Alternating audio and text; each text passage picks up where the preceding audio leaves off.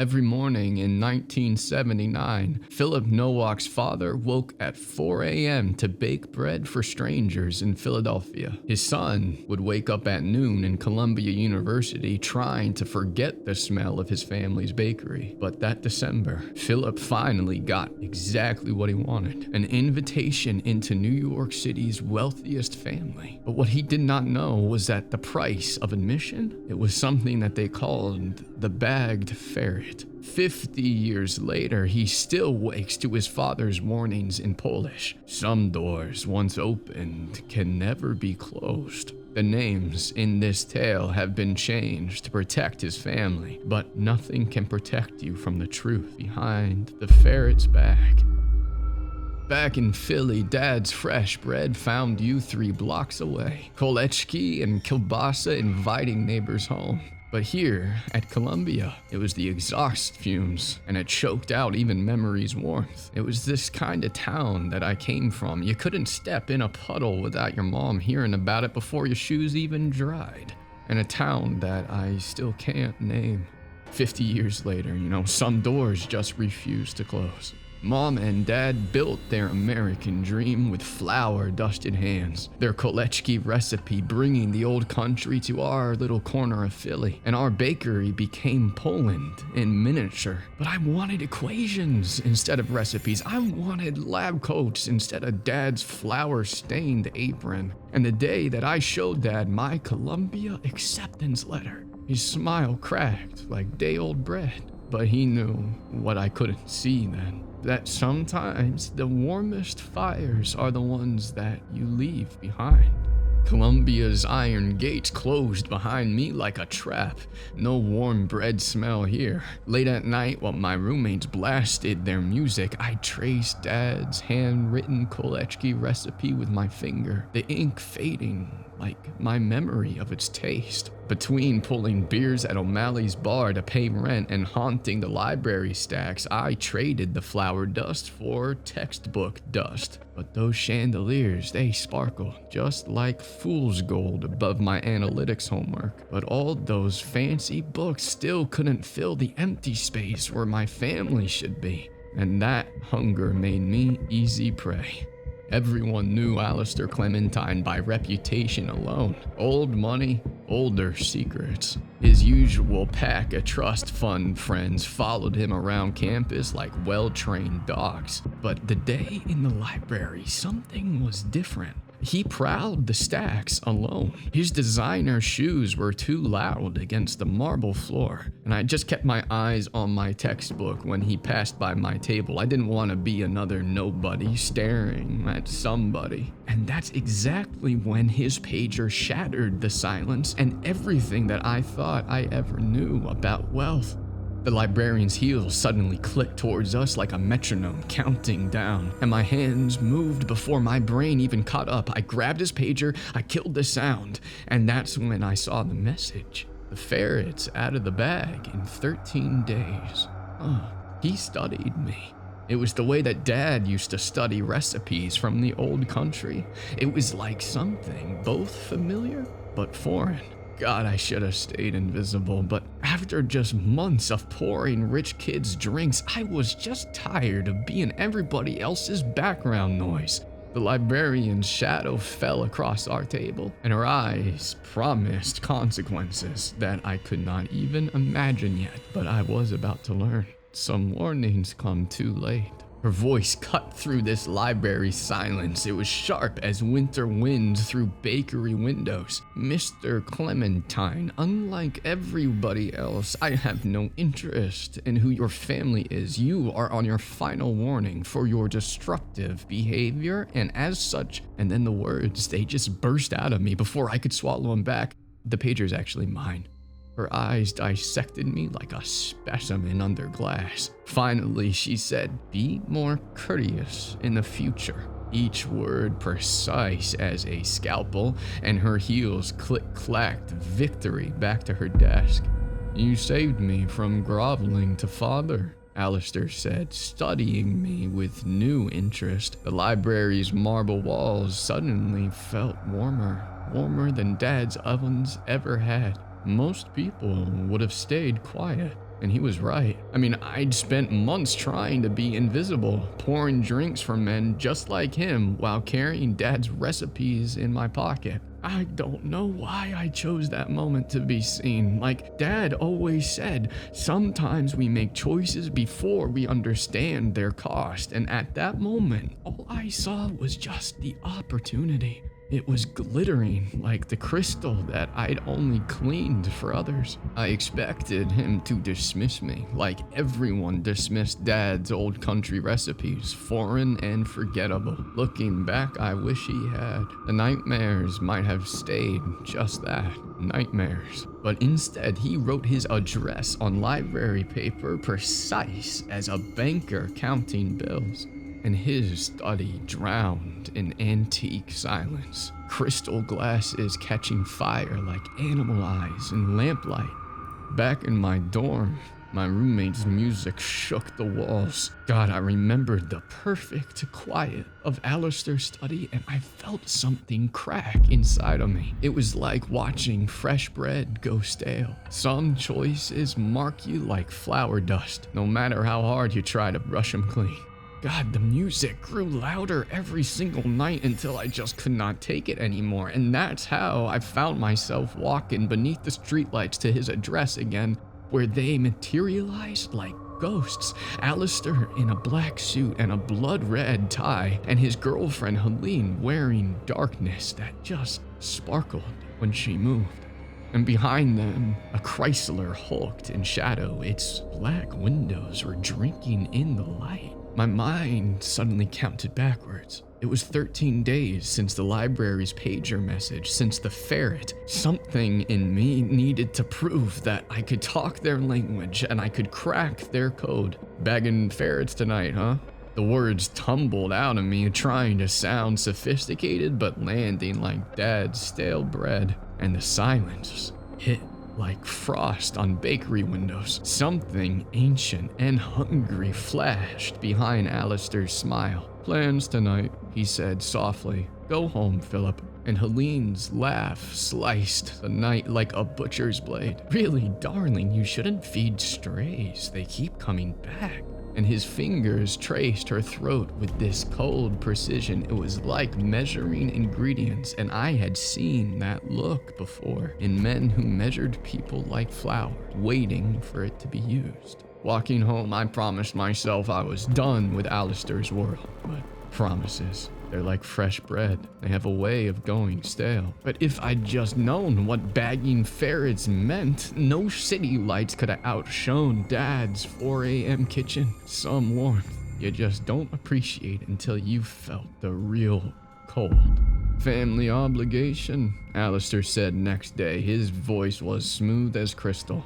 You would have actually appreciated it much more, with your analytical mind. Something flickered behind his smile. It was like frost forming patterns on subway platforms. The next months blurred between marble ballrooms and mahogany studies, and each party was grander than the last. Champagne fountains and crystal chandeliers. It made my bar shifts feel like another life. Dad's recipe book gathered dust while I collected these invitations, each one pulling me further and further from 4 a.m. bakery warmth into Alistair's world of perpetual midnight. And then one evening he appeared outside my lecture hall. The winter fog was curling around his shoes. Tonight's different, he said, adjusting these gold cufflinks that I never noticed before. Black suit, 7 o'clock, and Filip. His eyes caught lamplight like ice. Tell no one. Time to witness the bagged ferret, Alistair said. Each word was precise as a butcher's knife. My mouth went dry as stale bread. Mom's silver necklace, the one that she wore while teaching me to knead dough, that's what would cover the suit. But I promised myself that I'd get it back tomorrow. The emerald tie was too small and too tight like a noose, but it was the curiosity it gnawed deeper than fear. After months of glimpsing their world through crystal glasses, we needed to know what lay behind those perfect smiles. Standing there at Alistair's door too early, watching my breath cloud like a bakery steam, I remembered Dad's warning about men who treat people like ingredients. But some lessons you just have to learn the hard way. The Chrysler hulked at the curb, the black windows again drinking in the moonlight, and Alistair slid in beside me as the doors thunked shut like tomb lids. No light penetrated this glass, no sound from the driver behind the black screen. It was the perfect box for keeping secrets or making them. Hours slipped behind black glass, the city dissolving into darkness, but the same Bee Gees song was playing on this endless loop. Staying alive, it turned sinister in the dark. I choked down champagne until I saw his cufflinks catch the dim light. Tiny golden ferrets, and their claws were extended like they were reaching out, and his eyes caught mine in the darkness, and his smile was cutting deeper each time. "Just wait," he'd whisper, fingers circling the ferrets' tiny throats. "Your analytical mind." His fingers tapped the gold claws. "He's so perfect for this." Each word precise as a butcher weighing meat. Opportunity. It tasted like expensive champagne turning sour. Like Dad always warned, some chances they cost more than they're worth. For months I'd studied their world like recipes, crystal decanters and silk ties, but something ancient stirred beneath the polish. The same warning that echoed through Dad's empty bakery at 4 a.m. even when the bread knew to stay in the darkness. Some doors, Dad's voice whispered in my ears through years of ignored wisdom, stay closed for a reason. The Chrysler glided to a stop in darkness, and when the door opened, this stale, underground air hit my face. We weren't outside. We were in some vast, concrete vault. Black Chryslers stretched into shadow like an army of identical stormtroopers. Two men materialized from the dark, and their coats were cut from the same midnight silk as Alistair's world. The corridors twisted deeper, each turn precise as a measured dose, and I stayed close to Alistair. I was just trying to forget Dad's warnings about men who work in the darkness. They led us into this cathedral of secrets, buried in concrete. No windows, only gilt ceilings trapping this candlelight like dying stars. 40 figures draped in black silk turned as one to watch us descend. I recognized Alistair's father before he even spoke. Same razor smile, 30 years deeper. His eyes stripped me to bone as he passed Alistair a velvet bag. "Choose, Filip. Green or blue?" My emerald tie tightened like a noose. "Green," I whispered, choosing death for someone that I hadn't met yet. Opportunity. It had led me here, and each choice was narrowing like a noose. Perfect. Spencer's fingers found my throat, adjusting my tie. "You have an eye for survival." The glass wall lifted like a curtain, revealing this sand-stained pink with broken promises. Alistair's hand on my shoulder guided me front row center, and here was the final equation that Columbia never taught. They shoved them in like lab rats. One blue shirt, one green. And now my color choice suddenly had weight. Living variables in a formula that ended in blood. Metal suddenly screamed beneath our feet, these ancient gears waking. The platform rose and the sand cascading like an hourglass counting the final minutes. Chains rattled against raw flesh as something thrashed inside. This stained burlap. Its howls pierced that burlap. It pierced my bone. Sounds no human throat should make. Dad taught me that humanity came from helping others, and here I was learning what happened when it died. Meet our ferret, Alistair's whisper carried pride as the bag rose. And what emerged had been human once. And now it wore this ruin. The teeth were sharpened like Dad's old bread knives. Through this matted gray hair, its eyes looked onto mine. It was too aware. It was too alive. Green shirt, blue shirt. Two people reduced to colors while silk ties watched from above like a chef, choosing which ingredients to use first. And the chain suddenly fell away, and that thing that had been human once sniffed the air, hunting warmth.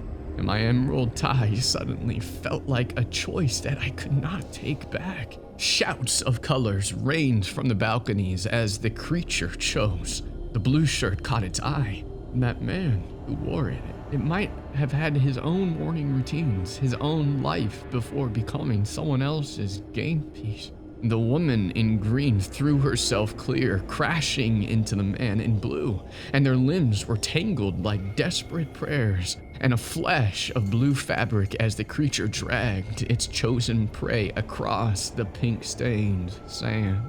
Sound crashed back like shattered glass. The man in blue faced his death, and he begged, Stacha, opportunity.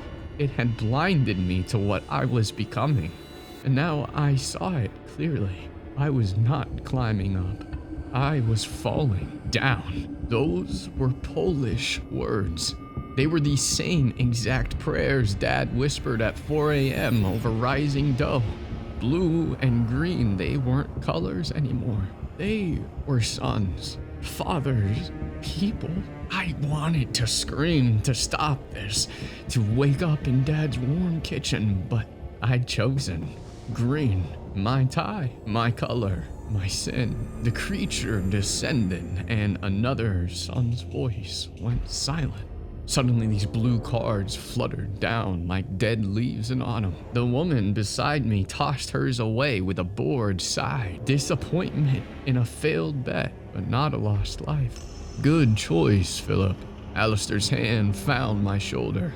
Good choice. Like I'd picked the right wine, not sentenced someone's father to death. Numbness spread through me like underground chills seeping up through concrete, and around me, these silk-wrapped voices debated downtown restaurant reservations while blood stained the sand below. Their practiced laughter buried screams in marble and gold. I searched for green through blurring vision, and Alistair caught my look.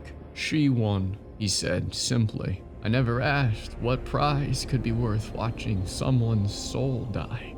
Bile rose like a bad dough in my throat. Every fiber screamed to me to run, but down here, under the city skin, running meant dying. I swallowed back Polish words of prayer, knowing that I had to match their marble smiles. But Stacha, it echoed in my bones like a church bell tolling judgment. Still, I matched Alistair's stride step for step. It was like measuring precise ingredients. Each breath carefully portioned, each blink carefully timed. Playing human while humanity died right behind me. These corridors twisted endlessly up through concrete and steel until city air hit my face like spoiled freedom.